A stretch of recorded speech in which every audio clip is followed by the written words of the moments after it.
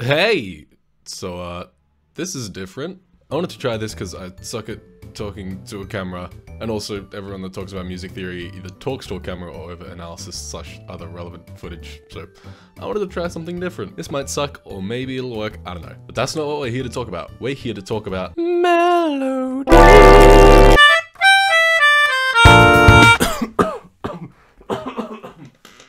Melodies are the most recognizable part of any tune. It's the theme from our favorite cartoons, bringing back happy memories from before we lost our innocence, getting beat up by the high school bully. It's that pop song that just won't get out of your head no matter how much you try and beat it. Ow! Ow! Ow! Get out of my head, Sailor! It's Tommy Flanagan saying, "No! You can't write a ballad and play it at 300 BPM, while Coltrane goes, haha, a multi-tonic systems go. Yeah,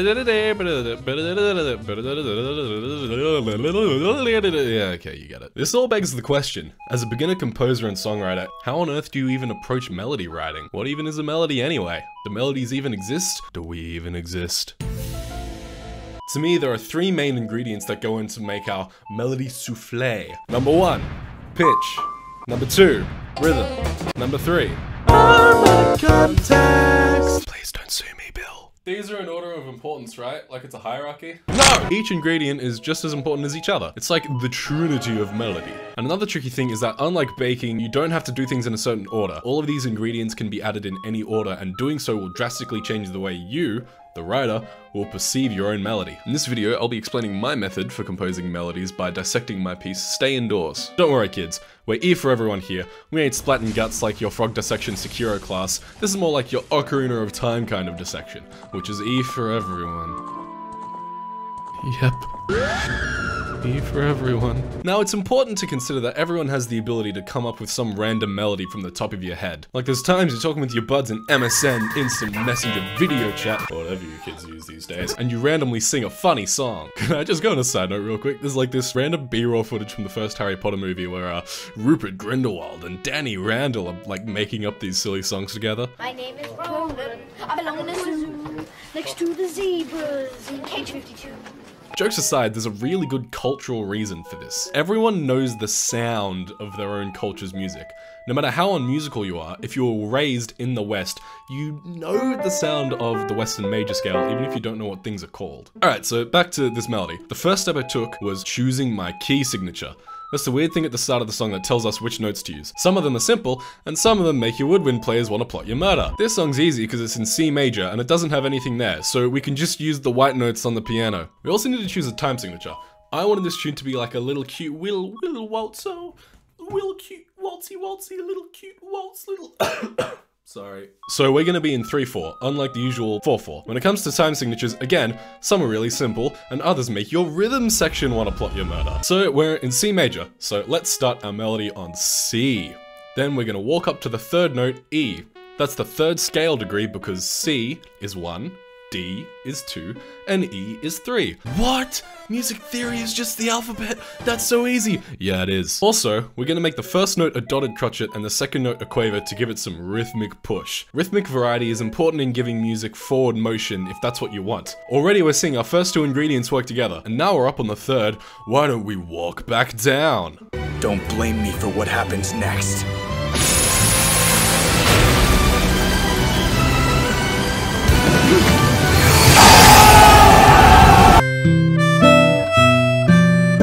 Now that we've had a nice small movement, it's time to change it up and do a big leap. Okay, so maybe the first part is only moving by a third, but then a big leap to a small resolution. There wasn't some like magic way I came up with these notes. I just sung the first 2 bars I had out loud and then just sung this after, and it just seems to work. However, this brings us to another useful melody tip, which is that melodies are all about questions and answers.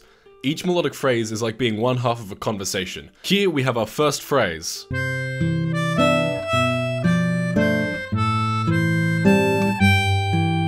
And it's almost like it's asking a question. So now we need to answer it. This answer is also going to be our main motif that we center everything around. Again, this answer was just a simple melody I sung to myself while writing.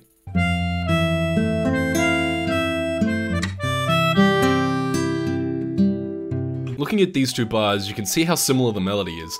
There's a rhythmic change, and I add an extra note in the second, but that's it. And again, lots of small moves, and then I do a big one. Remember to always keep your audience on their toes. Threaten to remove their feet if their heels so much as touch the ground if you need to. So now that we've got our first question and answer, we should write 2 more that are built off the first. So what should we do? Copy and paste? No! One of the #1 laws of composing is that you never repeat anything more than twice without changing something, even if it's subtle. So, I guess it's okay to copy and paste this because we haven't repeated anything yet. But even still, I didn't copy and paste this straight out. I copy and pasted the answer phrase, but I wrote a new question phrase, which had a similar melodic contour, but instead of C, it's centered around A.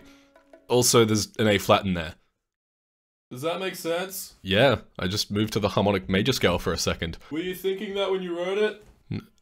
No. I just thought it sounded good, and that we needed a break from the monotony of C major. So now we have our section completed, we have 3 melodic phrases, and 1 of those get repeated. So, now what? It's time for a B section! I promise my lawyers are better than yours.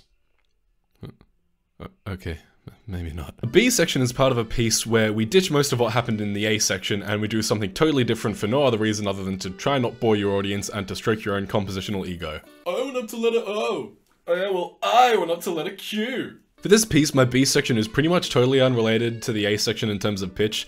The only thing that links the two is the continuous use of 3/4 and similar rhythms. A good way to make a new section clear is to change the harmonic context. Wait, we haven't spoken about that yet, have we? That's because this piece was written to work like under whatever chord progression you want, so I left this till last. I saw the A section as being in C major and the B section as all being in A minor, which is technically the same thing, like the same notes, but A minor is just much moodier. But in general, the specific key a melody is in honestly doesn't affect the vibe all that much in comparison to how much the chords that accompany them do. Although chords and melody can create emotional effects on their own, the magic really happens when you combine the two. So let's have a look at the melody in the start of the tune. In the version I put up on Spotify, it's accompanied by a C major 9 chord, which makes sense because the song is in C major. Having a C major chord makes sense. But I could have used A minor,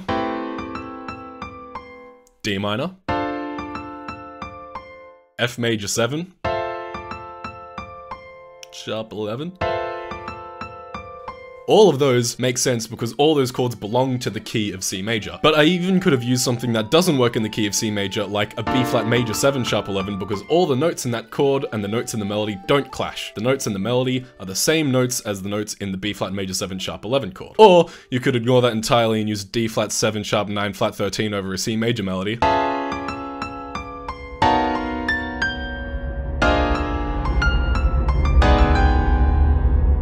So obviously, as you can hear, the chords that you put under a melody are super important. Make sure that the chords you choose fit the mood you're going for. And that's it. That's melodies pretty much. Different pitches can help create different effects with the chords you use. Rhythm helps keep the sense of forward motion, or lack thereof, your song needs. Just remember the trinity of melody and you'll do just fine. And if all that fails, I guess you could just pull a John Williams and copy some dead guy's homework.